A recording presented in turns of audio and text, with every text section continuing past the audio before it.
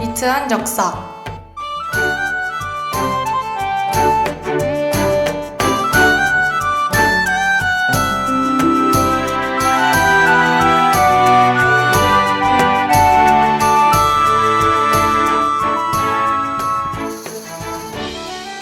역사를 잊은 민족에게 미래는 없다.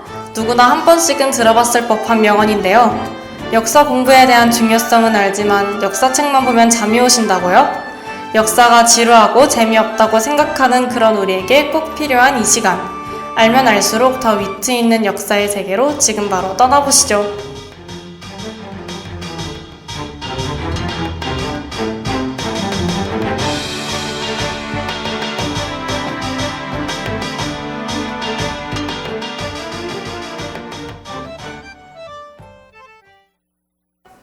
제이씨, 안녕하세요. 안녕하세요. 지금 뭐 보고 있는 거예요? 이거요? 제가 또 앞으로 매주 올 이 시간을 위해 공부 좀 해두려고 역사책 읽고 있었죠. 오, 준비성 철저한데요? 그럼 오늘 기대해봐도 되는 부분인가요? 그건 아니고. 우리 빨리 시작할까요? 오늘 주제는 뭔가요, 예송씨? 알았어요. 위트한 역사 오늘의 주제는 삼국시대의 왕인데요. 삼국시대의 많은 왕 중 오늘 만나볼 왕은 의자왕과 선덕여왕입니다.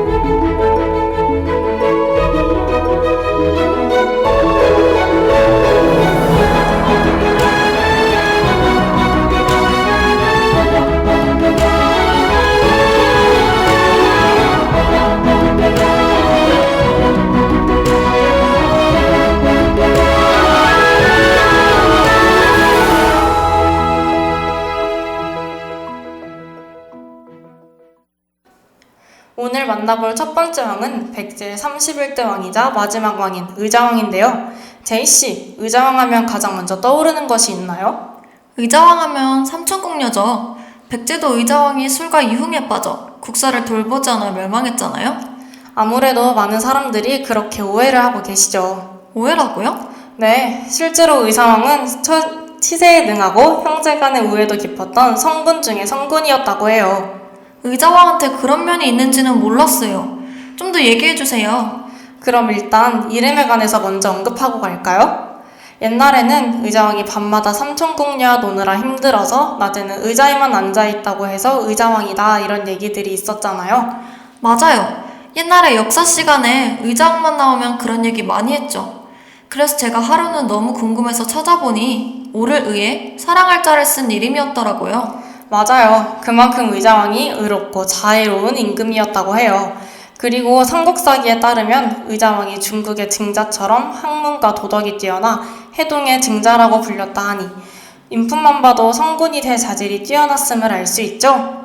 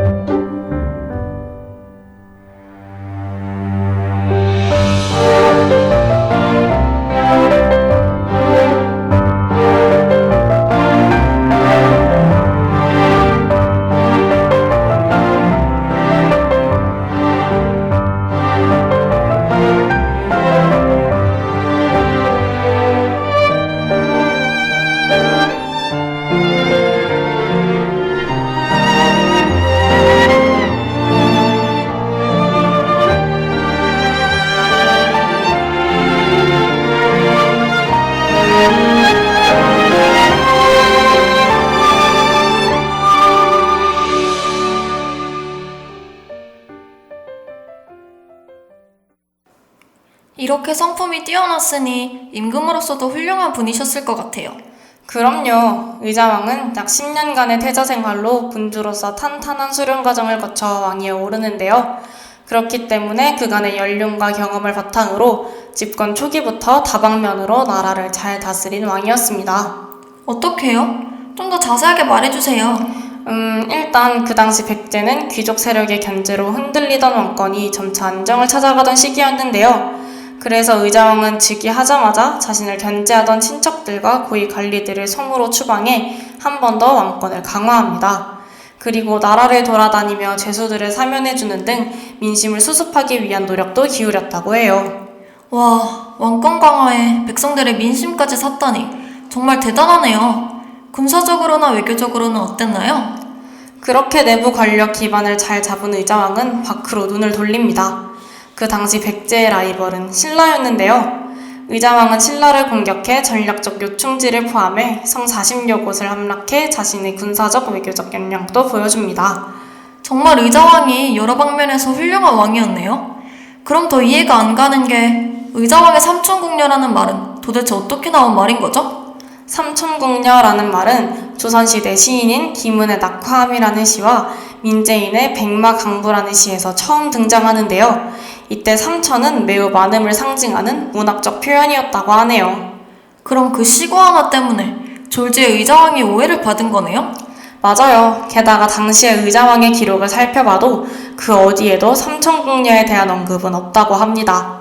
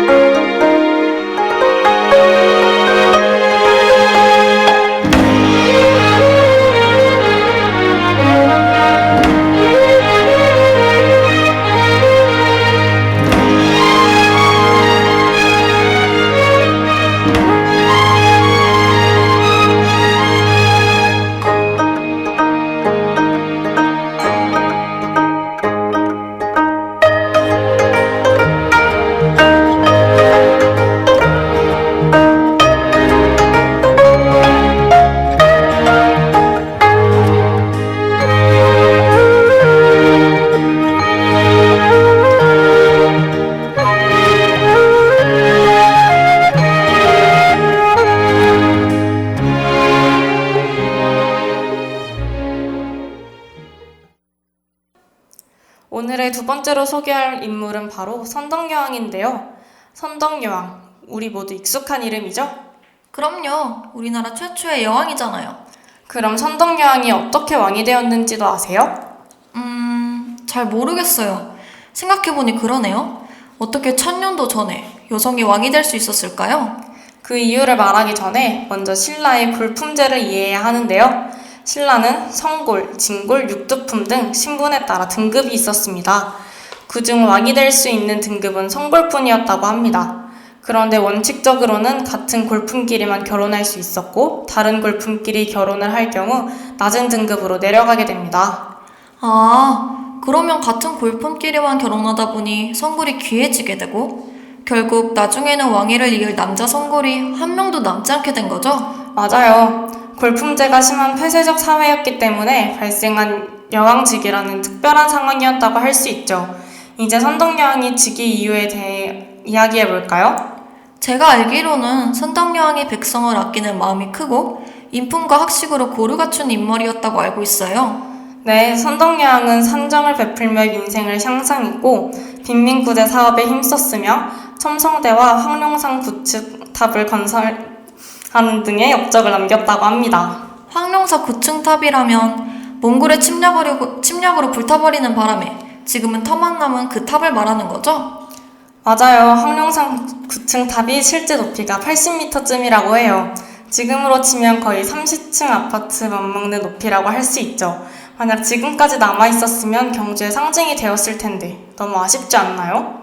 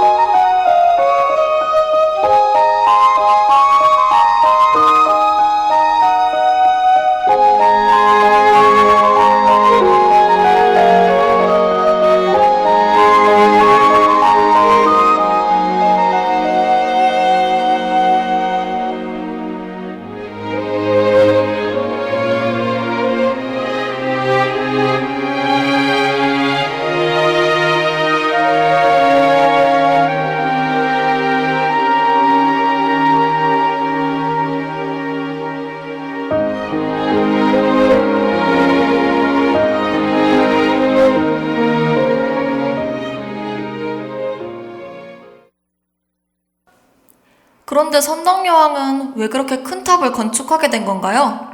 아무래도 선덕여왕이 여자이다 보니 주변국에서 선덕여왕을 얕보는 시선들이 꽤 있었어요. 거기에 여자왕이라는 이유로 반란을 일으키는 사람이 있는가 하면 라이벌 백제와의 크고 작은 전쟁도 끊임없이 시달려야 했습니다. 백제와의 크고 작은 전쟁은 앞에 의자왕 이야기하고도 연결된 거죠?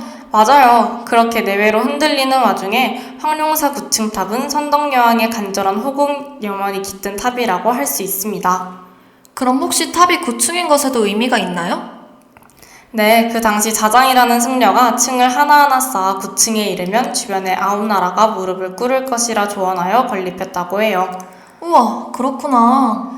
여기에 추가로 한 가지를 더 얘기하자면 첨성대의 경우도 동양에서 가장 오래된 천체 관측 시설 정도로만 알려져 있지만 그 구조가 하늘, 태양, 우주를 상징하는 형태임을 알 수 있습니다. 따라서 단순히 관측 도구가 아닌 우주의 힘을 빌려 왕권을 강화하고자 했던 선덕여왕의 마음이 반영된 것이 아닐까 생각해 볼 수 있습니다.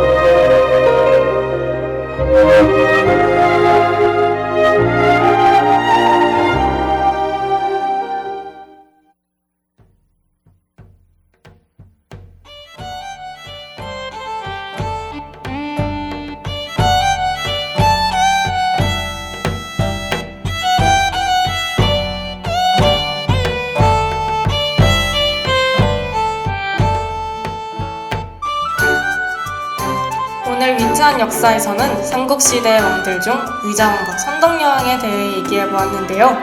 의자왕에 대한 오해도 풀고 선덕여왕이 자신의 나라를 얼마나 사랑하고 아꼈는지 알 수 있는 시간이었습니다. 그럼 다음 시간에 좀 더 위트한 역사 이야기로 돌아올게요. 안녕!